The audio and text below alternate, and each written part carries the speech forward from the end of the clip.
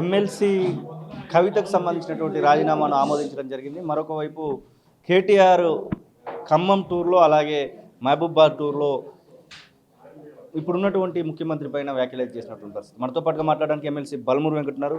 Sir, ప్రధానంగా కవిత రాజీనామా అయితే ఆమోదం చెందింది, తను పార్టీ పెట్టబోతున్నాడంటా ఉన్నారు. ఇక్కడ స్పేస్ ఉందనుకోవచ్చా లోకల్ పార్టీలకు? మళ్ళీ అంటే టీఆర్ఎస్ పార్టీలో ఆ కుటుంబంలో వచ్చిన పంపకాల పంచాయతీ అని మేము అనుకుంటున్నాం. సరే, కవిత గారు దాన్ని ఏ రకంగా సంబోధించినా ప్రజలు కానీ మనం అందరం కానీ దాన్ని అదే రకంగా చూడాల్సి వస్తుంది. అండ్ నిజంగా కవిత గారికి చిత్తశుద్ధి ఉంటే వారు చేసిన ఆరోపణలు ఏవైతున్నాయో అవన్నీ తప్పులు వారి కళ్ళ ముందు జరిగినాయి కాబట్టి ఎవిడెన్సెస్ ఉంటే ఎవిడెన్సెస్ సంబంధించిన డిపార్ట్మెంట్కి అప్పచెప్పి ఆ తప్పు చేసిన వ్యక్తులని కఠినంగా శిక్ష పడే విధంగా చూసి దాని తర్వాత వారి యొక్క చిత్తశుద్ధిని చాటుకుంటే తెలంగాణ ప్రజలు కానీ మనం అందరం కూడా వారిని నమ్మే పరిస్థితి ఏర్పడుతుంది. అది కాక 2015లో ఎప్పుడో అయిన దాన్ని పట్టుకొచ్చి ఈ రోజు అయింది కాబట్టి నాకు అప్పటికెళ్ళి ఇబ్బంది అవుతుందంటే ప్రజలు అవన్నీ నమ్మే పరిస్థితి ఉండదు. కాబట్టి నేను ఇప్పుడు ప్రెస్ మీట్లో కూడా కవిత గారికి అదే నేను విజ్ఞప్తి చేసిన. అక్క, నీ చిత్తశుద్ధి నువ్వు చాటుకోవాలంటే ఆ జరిగిన తప్పులకి ఆధారాలు ఎవిడెన్సెస్ తీసుకొని వచ్చి ఆ సంబంధించిన డిపార్ట్మెంట్కి అదేవిధంగా ప్రెస్కి రిలీజ్ చేసి నీ చిత్తశుద్ధిని చాటుకుంటే తనపైన కూడా క్రెడిబిలిటీ పెరుగుతుంది. ప్రజాక్షేత్రంలో ఎవరికన్నా కూడా స్వేచ్ఛ ఉంటుంది, స్వేచ్ఛ ప్రకారంగా తను పెట్టుకోవచ్చు. రేపొద్దున ప్రజలు కరెక్ట్ అని భావిస్తే ప్రజలు దానికి సరైన తీర్పు నిర్ణయం ఇవ్వడం జరుగుతుంది. అనుచితమైనటువంటి వ్యాఖ్యలు చేస్తూ ఉన్నాడు మాజీ మంత్రి, ప్రస్తుత సిరిసిల్ల ఎమ్మెల్యే కేటీ రామారావు మీ నాయకుని పైన, ముఖ్యంగా తెలంగాణ రాష్ట్ర ముఖ్యమంత్రి పైన, అలాగే మీ అధినాయకుడు అయినటువంటి రాహుల్ గాంధీ పైన. ఈ వ్యాఖ్యలు మీరు కూడా విన్నారనుకుంటా ఉన్నాను. అసలు ఏం చెప్పదలుచుకున్నారు ఈ మాటలపైన? పాపం కేటీఆర్ గారి పరిస్థితి ఎట్లయిపోయిందనంటే అటు నయనేమో ఈయనకి శాతం అయితే లేదు, ఈయన అనవసరంగా వర్కింగ్ ప్రెసిడెంట్ చేసిన అని చెప్పి పొద్దున్న లేస్తే నాయన తిడుతుండు లేవంగానే సరే బయటికి పోదామని అంటే వాళ్ళ బావ ఎప్పుడు వీడు కథం అవుతాడు, ఎప్పుడు వీడిని కుర్చీ గుంజుకున్నామని చెప్పి ఆయనను కథం చేసే చక్కర్లో పడ్డాడు.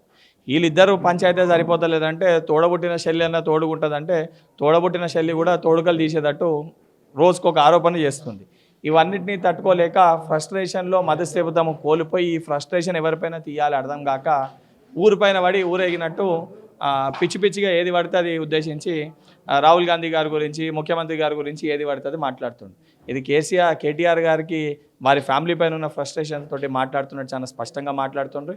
అండ్ నిజంగా అలా నాయన రోజు పొద్దున్న లేస్తే హౌలగాడు అని చెప్పి తిడుతున్నాడేమో, కేటీఆర్ని తిడుతుండేమో. అది తిట్టేసరికి ఆ ఊత పదాన్ని ఎక్కడ వాడాలి అర్థం కాక, ఎవరిపైన రుద్దాలి అర్థం కాక మాట్లాడుతున్నట్టు అనిపిస్తుంది. ఇప్పటికన్నా కేటీఆర్ గారు వారి భాషని మార్చుకోకపోతే ఇదే రకంగా మతిస్థిమితం కోల్పోయినట్టు మాట్లాడితే కేటీఆర్ గారిని చెప్పుల దండలేసి ఇదే ఎర్రగడ్డ హాస్పిటల్లో షేన్లతోటి కట్టేసే పరిస్థితి ఏర్పడుతుంది. నిరుద్యోగులకు చాలా హామీలు ఇవ్వడం జరిగింది. ముఖ్యంగా రోస్టర్ ఏదైతే నిరుద్యోగులకు సంబంధించినటువంటి ఉద్యోగ క్యాలెండర్ ఉందో క్యాలెండర్ కోసం వెయిట్ చూస్తూ ఉన్నారు. మండలిలో కూడా కానివ్వండి, అటు అసెంబ్లీలో దీనిపైన చర్చ జరగలేదు అనేటువంటి మాటలు వింటూ ఉన్నారు. యాజ్ ఏ మీరు నిరుద్యోగుల తరపున గతంలో కొట్లైనటువంటి వ్యక్తిగా ముఖ్యమంత్రి దగ్గరికి ఈ విషయాన్ని తీసుకెళ్ళడానికి ప్రయత్నాలు జరుగుతూ ఉన్నాయా? సీనన్న, పదే ఈ అంశాన్ని అనేక సందర్భాల్లో ప్రస్తావించి చెప్పడం జరిగింది. జాబ్ క్యాలెండర్ విషయంలో ఎందుకు ఆలస్యమైందో కూడా చాలా క్లియర్గా ఇప్పుడు ప్రెస్ మీట్లో కూడా దాన్ని ప్రస్తావించి చెప్పడం జరిగింది.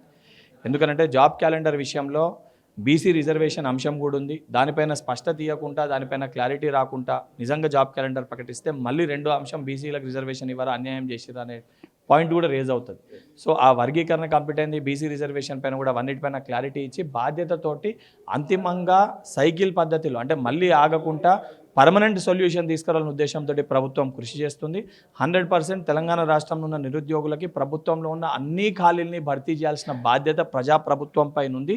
కొద్దిగా ఆలస్యమైంది, కానీ ఆలస్యానికి కారణం ఇవ్వకూడదని కాదు, బాధ్యతతోటి ఆగకుండా ఏదైతే సిస్టమ్ ప్రకారంగా కంప్లీట్గా మళ్ళీ ఎక్కడ కూడా ఆటంకాలు లేకుండా ఏదైతే ఈ యొక్క సిస్టమ్ని పూర్తి చేయాలనే ఉద్దేశంతో ఆలస్యమైంది. తప్పనిసరిగా అదే రకంగా దాన్ని పూర్తి చేయడం కూడా జరుగుతుంది. అతి త్వరలో నిరుద్యోగులకి ప్రజాప్రభుత్వం శుభవార్త కూడా చెప్పబోతుంది. అయినా కూడా ఈ మధ్యకాలంలో అనేక నోటిఫికేషన్లు, రేపో మాపో కానిస్టేబుల్, ఇతర నోటిఫికేషన్లు కూడా చాలా నోటిఫికేషన్లు కూడా వచ్చేటివి ఉన్నాయి. హెల్త్ డిపార్ట్మెంట్లో అదేవిధంగా ఆర్టీసీ డిపార్ట్మెంట్ ఆల్రెడీ కొన్ని నోటిఫికేషన్స్ వచ్చినాయి, అవి ఆల్రెడీ ఆన్గోయింగ్ ప్రాసెస్లో ఉన్నాయి. కొన్ని నోటిఫికేషన్స్ వచ్చి కంప్లీట్ కూడా అయినాయి. రెస్ట్ అవుట్ నోటిఫికేషన్స్ అదేవిధంగా టీజీపీఎస్సీకి సంబంధించింది కూడా టీజీపీఎస్సీ కూడా అతి త్వరలో స్పష్టత ఇవ్వాలని చెప్పి మేము కూడా వారికి విజ్ఞప్తి చేయడం జరిగింది. అదొక ఇండిపెండెంట్ బాడీ కాబట్టి తప్పనిసరిగా వారు కూడా ఈ గ్రూప్ 3 ఏదైతే సంబంధించి లాస్ట్లో ఒకటి ఏదైతే అపాయింట్మెంట్ ఆర్డర్స్ ఇచ్చిందో అది ఇచ్చినాక దానిపైన వారు కూడా స్పష్టత ఇస్తారు. తర్వాత ఎలక్షన్స్ రాబోతా ఉన్నాయి. జిహెచ్ఎంసీ, కార్పొరేషన్స్, అలాగే MPTC, ZPTC, sarpanch elections result చూసాము, జూబ్లీహిల్స్ రిజల్ట్ చూసాము. నెక్స్ట్ రిజల్ట్స్ ఎట్లా వస్తాయనేటువంటి ఆశ ఉంది మీకు? ఎట్లయితే సర్పంచ్ ఎలక్షన్స్లో 70%కి పైగా గెలిచినామో మున్సిపాలిటీలలో కూడా 80%కి పైగా మున్సిపాలిటీలు కాంగ్రెస్ పార్టీ తరఫున పోటీ చేసే అభ్యర్థులు. ఇది సింబల్తో జరిగే ఎన్నిక కాబట్టి తప్పనిసరిగా ప్రజలు నీరాజనం పడతారు. మా 2 ఏళ్ల పరిపాలనకి మాకు రిఫరెండంగా 80% పైన మున్సిపాలిటీలు కాంగ్రెస్ పార్టీ కైవసం చేసుకుంటారు. ఇది ఎమ్మెల్సీ బలమూరు వెంకట చెప్తున్న మాటలు. ఎవరైనా పార్టీ పెట్టుకోవాల్సిన మాటను చెప్తున్నా. ఇక కేటీఆర్కి సంబంధించి మాట్లాడుతున్నటువంటి మాటలు అయితే మనం చూడడం జరిగింది. కెమెరా పర్సన్ అజార్తో శ్రీనివాస్, తొలి వెలుగు, హైదరాబాద్. అసలైన తొలి వెలుగు. ఫాలో వాట్సాప్ @తొలి వెలుగు official.